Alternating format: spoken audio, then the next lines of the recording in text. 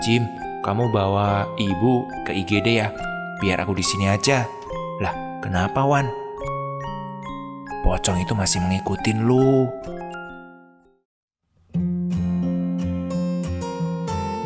Berkatuh. Buat teman-teman untuk direkam.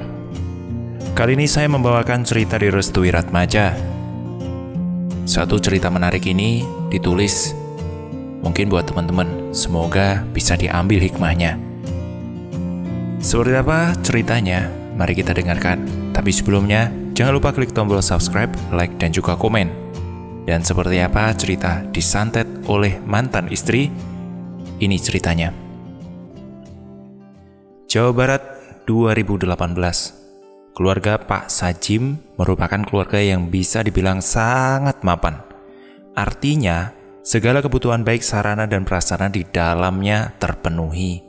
Begitu pula dengan keadaan tetangga-tetangganya yang sangat ramah tamah.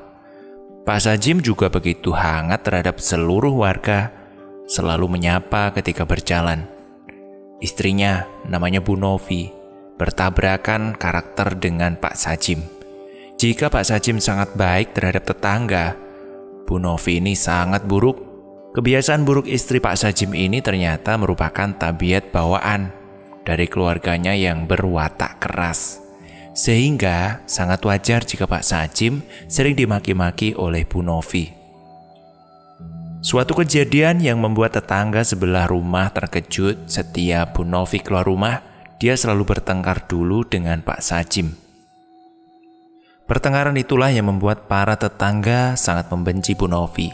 Keluarga yang dibangun susah payah oleh Pak Sajim kini hanya reruntuhan kenangan. Bu Novi meminta cerai terhadap Pak Sajim dengan alasan dirinya tak sanggup lagi bersama. Pak Sajim terkejut mendengar hal ini, sementara dia juga harus mengasuh anaknya yang masih berumur 2 tahun. Pak Sajim sangat terpukul dengan keputusan terburu-buru Bu Novi yang mengedepankan ego semata. Setelah dirasa telah final, Bu Novi keluar dari rumah dengan membawa segala baju-baju dan segala perlengkapannya. Awalnya pihak keluarga Pak Sajim tidak terima dengan keputusan itu. Namun karena mengetahui hal detail terhadap tabiat Bu Novi, akhirnya pihak keluarga menerima hal pahit itu dengan lapang dada. Bukan hanya itu saja, rumor perceraian Pak Sajim dan Bu Novi juga menjadi sebuah gosip yang memalukan. Pasalnya, Pak Sajim sendiri merupakan orang baik dan terbiasa memberi makanan terhadap orang-orang yang membutuhkan.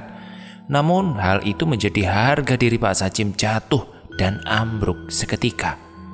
Karir dan pekerjaannya kini hanyalah sebatas impian. Semuanya hancur berantakan. Entah apa yang dipikirkan oleh Bu Novi tatkala keputusan itu mengakar kuat dalam hatinya. Namun yang digosipkan dari mulut ke mulut dan para tetangga, ternyata Bu Novi melakukan hal itu semua untuk menguras seluruh harta kekayaan Pak Sajim dan menikah kembali dengan seorang dukun yang nantinya akan menyantet Pak Sajim beserta keluarganya.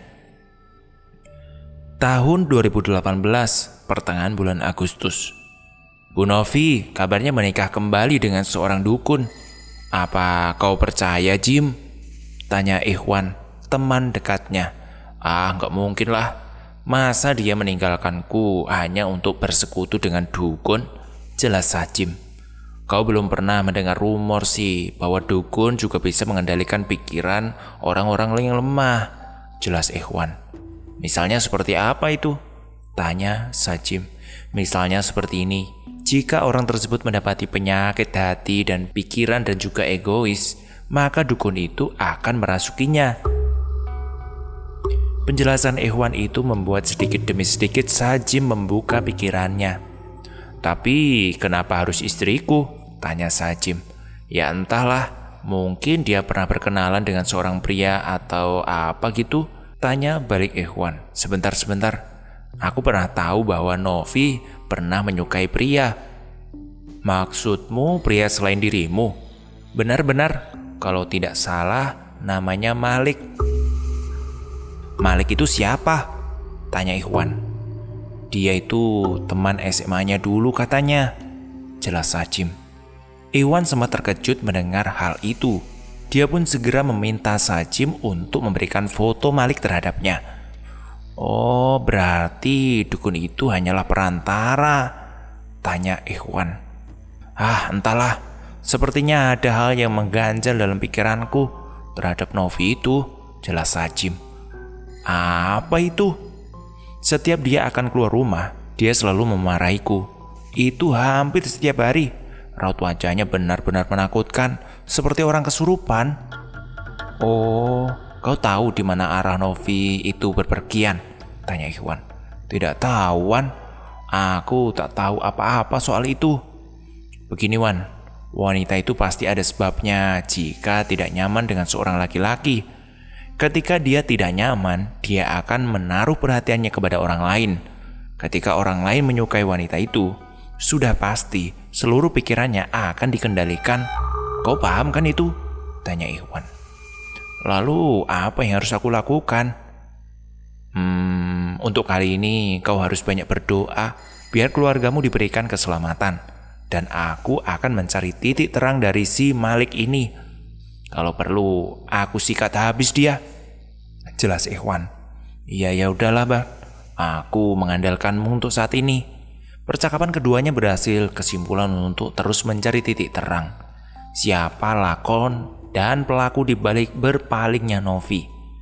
Teman-teman semua, ini kisah nyata. Jadi alurnya saya perbaiki. Tolong ya, beri waktu untuk memperbaiki alurnya. Saya takut kalau ada beberapa orang yang tidak terima kejadian ini ditulis ulang oleh seseorang.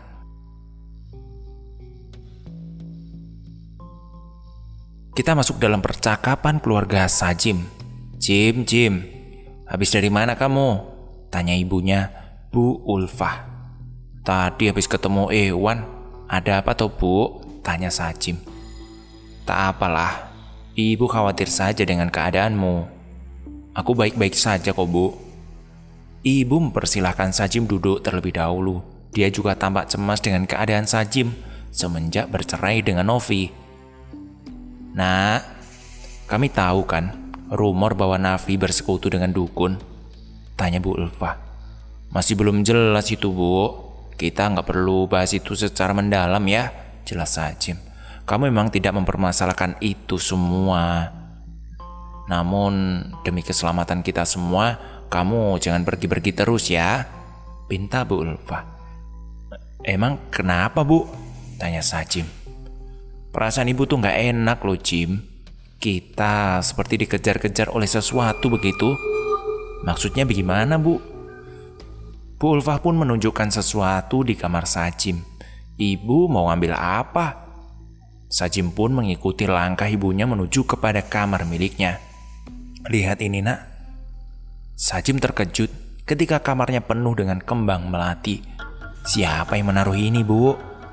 Ibu juga gak tahu, Nak. Tiba-tiba kamarmu penuh dengan melati. Ibu takut, sangat takut lebih tepatnya. Tolong, kamu jangan pergi kemana-mana dulu ya, Nak. Bu, pasti aku jagain ibu. Amira juga kasihan, masih kecil kan.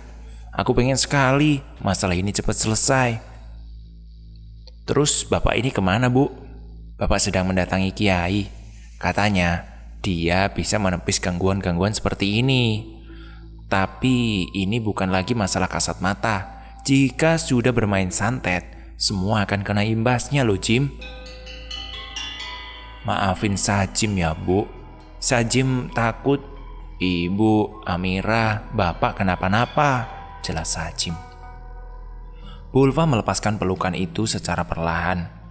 Semenjak Novi gak ada, Ibu sangat khawatir kepadamu, Nak. Ibu takut jika kamu adalah target dari semuanya ini.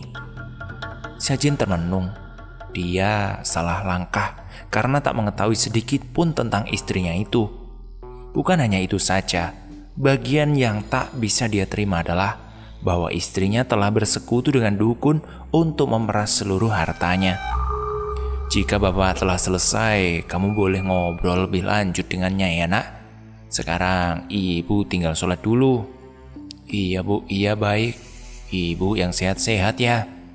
Bu Ulfah tersenyum lebar. Dalam senyumnya tergambar rasa kasihan yang sangat mendalam terhadap anaknya. Kini kita beralih dalam sudut pandang Bu Ulfah.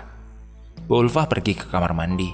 Dia tahu bahwa hal yang harus dilakukan ketika ikhtiar adalah hanya bertawakal dan berpasrah kepada Tuhan. Dia benar-benar meneladani sebagai seorang muslimah yang sejati. Yang dipikirkannya adalah keselamatan anaknya serta cucunya, Amira. Untuk memikirkan dirinya sendiri pun, Bu Ulfah belum terfikirkan. Ketika dia selesai wudhu, dia pun langsung masuk ke dalam kamar. Dia masih melihat wajah Sajim yang pucat dan tidak tenang. "Nak, jangan lupa banyak zikir ya." "Iya Bu, iya." Sajim pun menenangkan badannya, menatap ke langit-langit rumah dan memikirkan, apa yang harus saya lakukan selama masalah ini terus bergulir. Di dalam kamar, Bu Ulfah merasakan hawa panas yang tidak seperti biasanya. Dia pun kemudian menyalakan kipas angin kamarnya, lalu menggunakan mukena untuk bersiap untuk sholat. Dalam benaknya, Allah adalah sebaik-baiknya penolong. Pandangannya terfokus kepada yang satu, hatinya mengarah kepada yang satu, mulutnya mengucapkan yang satu. Tetap berserah diri kepada yang kuasa, tidak ada yang lebih kuat dari kuasanya. Serahkan semua kepada Tuhanmu. Bu Ulfah meneteskan air mata ketika dia berada di rakaat pertama, ketika dirinya mengucapkan perjanjian antara dirinya dengan Tuhan. Sesungguhnya sholatku dan ibadahku dan hidupku dan matiku hanya untuk Allah, Tuhan semesta alam. Maknanya semakin dalam, semakin dihayati. Tetesan air mata itu mengalir, nafasnya naik turun. Dia mengingat betapa rasa sakit anaknya menahan beban keluarga yang begitu berat. Sholat adalah waktu yang tepat untuk mencurahkan isi kepala dan hati. Sholat adalah senjata. Selesai sholat, tangan Bu Ulfah menengadah ke atas langit. Doa yang diucapkan, "Ya Allah, ringankanlah beban keluarga kami. Hancurkanlah segala sesuatu yang mengganggu kami. Jauhkan kami dari godaan setan yang terkutuk." Ucapan ini beserta dengan tangis Bu Ulfah. Setelah itu pandangan Bu Ulfah tiba-tiba gelap. Lampu di kamarnya seperti tiba-tiba dimatikan. "Jim, nak, tokennya habis ya nak?" ucap Bu Ulfah. "Enggak kok Bu, di sini nyala. Kamar ibu nyala kan? Emang kenapa Bu?" ucap Sajim dari luar. "Kok di sini gelap ya?" "Bu, ibu nggak apa-apa kan?" tanya Sajim dari luar. "Jim, tolong ibu, di sini gelap. Ibu nggak bisa ngelihat apapun dari sini." "Bu, buka pintunya dulu Bu." "Nggak bisa, ibu nggak bisa ke arah pintu. Semuanya gelap, ibu nggak bisa lihat." Sajim berkali-kali mendobrak, namun di dalam kamar dia mendengar sesuatu dengan suara lirih namun menyeramkan. "Ibumu bakal mati. Ibumu bakal mati," ucap suara tanpa rupa itu. Sajim perlahan mundur.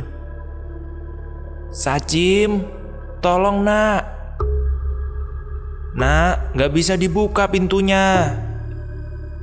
Bu Ulfah meraba-raba ke sana kemari untuk mencari gagang pintu kamarnya. "Bu, coba Bu, dicoba lagi Bu, raba-raba lagi." Ibu Ulfah pun melaksanakan perintah Sajim untuk meraba-raba sekelilingnya. Tangannya mengarahkan ke kanan, ke kiri, ke depan, dan ke belakang. Dia terus mencari sesuatu yang sekiranya menjadi patokan dari kamar itu. Plak! Tangan Bu Ulfah menyentuh sesuatu. Apa ini? Dia meraba-raba lebih jauh. Indera penciumannya menangkap sesuatu yang tidak sedap untuk dihirup. Seperti bau busuk yang tercampur tanah basah. Bu Ulfah menarik kembali tangannya. Kok seperti darah? "Bu, kenapa Bu?" tanya Sajim dari luar. "Nak, tangan ibu menyentuh sesuatu tapi kok beda ya? Kayak seperti darah." Pikiran Sajim mulai kacau. Yang disentuhnya itu bukan benda biasa. Bukanlah sesuatu yang kebetulan ada. Pocong. Pocong. ucap Bu Ulfa dengan mulut tergetar. Tubuhnya dia tarik ke belakang menggunakan tangannya. Dia mundur merangkak untuk menjauhi sosok yang diyakini pocong itu. "Jim, Sajim, tolong ibu nak." Sosok itu mendekat perlahan ke arah Bu Ulfa. Sajim terus mendobrak pintu dengan keras, namun tidak ada hasilnya. Dia pun keluar sebentar untuk meminta pertolongan. "Pak, tolong pak, tolong kami pak." Para warga segera mendekati Sajim. "Ada apa Pak Sajim? Ada apa?" tanya warga. "Tolong ibu saya pak, dia terjebak di kamar. Ibu saya diserang santet kiriman orang." Mendadak semua warga terkejut. Para warga itu masuk ke dalam rumah Sajim untuk membantu mendobrak pintu itu secara bersamaan. La haula wala quwata illa billahil aliyil azim. Ibu Ulfa secara perlahan namun mengena. Dia tak habis pikir. Dunia gaib yang diisukan hanya sebatas bualan kosong kini menjadi sebuah kenyataan. Di hadapannya telah berdiri tegak pocong dengan muka hancur. Tubuhnya merinding, bergetar hebat dan pikirannya kacau balau. La ilaha illallah, la ilaha illallah. Pocong itu membelakangi tubuhnya. Dia seperti hendak pergi. Pikiran Bu Ulfa semakin membaik, namun pocong itu menyerang Bu Ulfa dengan tanpa diketahui dan dibaca pergerakannya. Bu Ulfa terpental hingga tubuhnya menabrak lemari. Barang-barang di atasnya terjatuh, koper, bantal, dan lainnya. Semua berjatuhan secara berantakan dan mengenai kepalanya. Allahu Akbar, Allahu Akbar. Hanya itu yang diucapkan dari mulut Bu Ulfa. Dia tak berhenti-henti menyebut nama Allah sebagai pelindungnya. Pocong itu menghilang seketika dan pintu berhasil didobrak. "Bu, ibu nggak apa-apa," teriak Sajim. Mas, ini jelas santet mas," ucap warga ketika melihat bekas tanah kuburan yang berada di dekat pintu kamar Bu Ulfa. "Saya tahu pak, dan yang melakukan ini adalah mantan istri saya, Novi," jelas Sajim. Tiba-tiba dari luar, Sajim mendengar teriakan memanggil namanya. "Jim, Sajim, Jim." Wan datang dengan nafas tersengal-sengal naik turun. Jim, kenapa Wan, kenapa? Kamu itu kok teriak-teriak begitu?" "Istrimu Jim, dia dikendalikan oleh orang yang namanya Malik." "Hah?" "Iya, namanya Malik." "Nak," ucap lirih Bu Ulfa memanggil Sajim. "Bu, jangan bergerak dulu. Wan, tolong Lan, bawa ibu ke rumah sakit dulu ya Wan." Iwan segera meringsek maju dan menolong Bu Ulfa. Para warga kehilangan respek. "Maaf ya mas, saya nggak bisa bantu. Saya tidak mau terlibat terlalu jauh dalam masalah ini." Emosi Sajim kian menambah ketika perkataan warga itu membuat hatinya terluka. Dia tahu para warga tidak ingin terlibat dalam permasalahan ini. Namun apa peduli warga sama keluarganya benar-benar membuat Sajim sakit hati. "Silakan bapak-bapak bisa pulang," ucap Sajim dengan tegas kecewa. Para warga meninggalkan Sajim yang termenung ketika mendapati warga di sini berubah sikap terhadap keluarganya. Wan, ayo bantu dong Wan, bawa ibu ke rumah sakit sekarang." "Iya Jim, iya." Iwan kebetulan membawa mobil. Dia pun segera membawa Bu Ulfa ke rumah sakit. "Jim, santai ya, jaga emosimu. Para warga di sana tidak ada keinginan buat menyakiti kamu atau keluargamu. Semua berawal dari Novi yang kurang baik di hadapannya." "Iya, memang benar itu Wan. Terima kasih sudah mengingatkan ya Wan." Iya, gak apa-apa." Iwan kemudian melajukan mobilnya dengan cepat. Wan, jangan cepet-cepet lah. Tengah malam begini gak bagus buat cepet-cepet." "Wan, jadi tuh yang kamu ngomongin soal Novi apa maksudnya? Apa hubungannya dengan Malik?" "Gini loh, Malik, dia itu adalah orang yang pernah menyakiti Novi, namun ditolak semasa kuliahnya dulu." "Kamu tahu dari mana?" "Kebetulan saya punya kenalan namanya Farah. Dia adalah teman satu kampus Malik. Nah, karena ditolak, Novi menikah dengan kamu. Dia tak mau henti-hentinya menjerumuskan pikiran Novi. Akhirnya Novi gelap dan berhasil mempengaruhinya. Kok bisa? Jadi selama Novi menikah dengan saya, pikirannya digelapkan sama Malik? Sepertinya begitu. Namun yang lebih parah lagi ya. Kamu bisa lihat kan kejadian barusan di rumah kamu? Dukun yang menjadi perantara si Malik itu benar-benar sangat kuat. Ilmunya yang sangat kuat. Iya benar. Bahkan saya minta sama kamu ya untuk segera nemuin Novi secepatnya, karena dia bisa dalam keadaan berbahaya. Lah gimana mau nyari Novi? Kita tanya Farah saja. Wan, awas Wan.